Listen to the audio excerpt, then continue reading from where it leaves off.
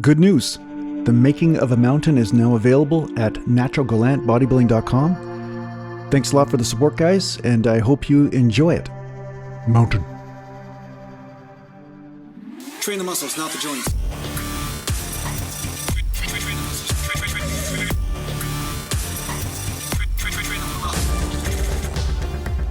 Welcome back to Natural Gallant Bodybuilding. Mountain. And today I want to talk to you a little bit about the difference between ego lifting and lifting effectively. Now, I just was scrolling through Facebook or whatever, and the standard clip comes up from some beginner or intermediate lifter. And the internet is filled with these guys that don't know anything about training, but they make these stupid statements, okay? So this guy shows himself doing a full rep squat and then a partial rep squat and says that the partial rep squat is ego lifting. Now, I know he's probably just trolling just to get interaction or just to get views, because unfortunately that's exactly what's going on YouTube and Instagram now, is that people will just say things to purposely offend or piss people off in order to get a reaction of some sort and therefore get views. But the truth is that there is a misconception around ego lifting. Now, ego lifting is really classified in this way. If you are lifting a weight with no other purpose except for just to impress people or impress yourself, but there is evidence as you're doing this exercise that certain way that it's causing you harm, that's what I would call ego lifting. Now, the funny thing about this is that a lot of people think that if they're lifting really heavy weight to impress people, that's the only form of ego lifting. But that's not true. Another form of ego lifting is also using excessive range of motion in spite of any detriment your joints might be feeling from it, but using this excessive range of motion to impress people around you, to prove that you are the most virtuous natural bodybuilder in the world and that you do the reps better than anybody. That is also ego lifting. So anytime you're doing something that is not more effective, or even worse, is detrimental to your physique, to your body, and to your health, that is what I classify as ego lifting. So when I'm doing my 90-degree squats at the knee, I'm doing those squats that way because it is the most effective way for me to put on muscle, and it does not cause any issues with my joints because of the way that I'm built.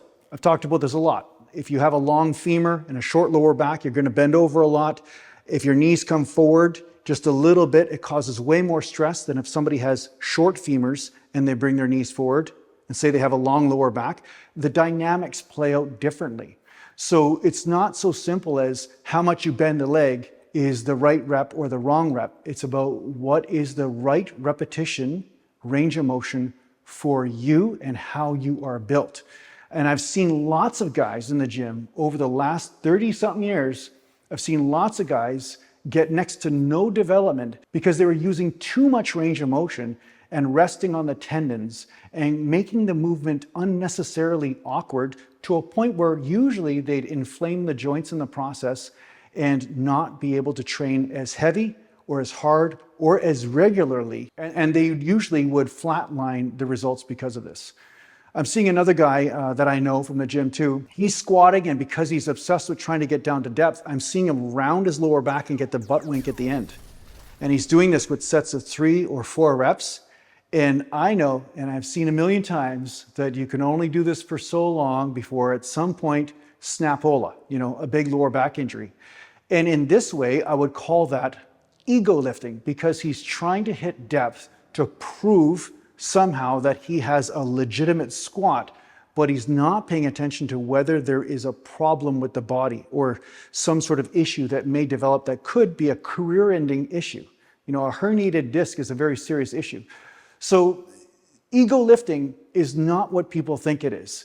Ego lifting is when you're lifting primarily for the sole purpose of impressing people.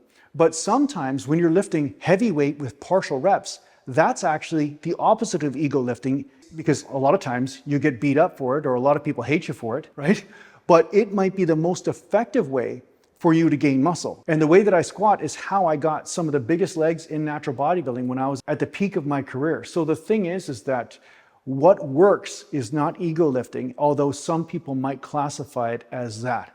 So yeah, don't get caught up too much in the whole peanut gallery of whether you're doing something correct or not. But first and foremost, listen to the body, and then listen to some of the people that might be around you if they are trusted advisors. You know what I'm saying? So I just wanted to give my 2 cents on that. And yeah, guys, I finished the book. It should be up on my website any minute now or any day now. So keep checking my website, naturalgallantbodybuilding.com, and you'll see my book there. And it's, yeah, just about what inspired me as a teenager and as a young person to become a natural bodybuilder, and lots of funny stories that went along the way, and my high school life in the 80s and all that stuff. So if that interests you, it's going to be on my website in ebook format. So yeah, get it or die at the hands of the Sasquatches. It's up to you. It's really your choice.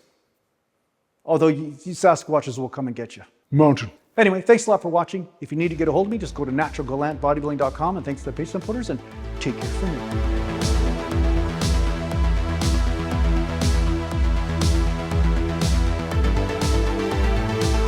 Oh yeah!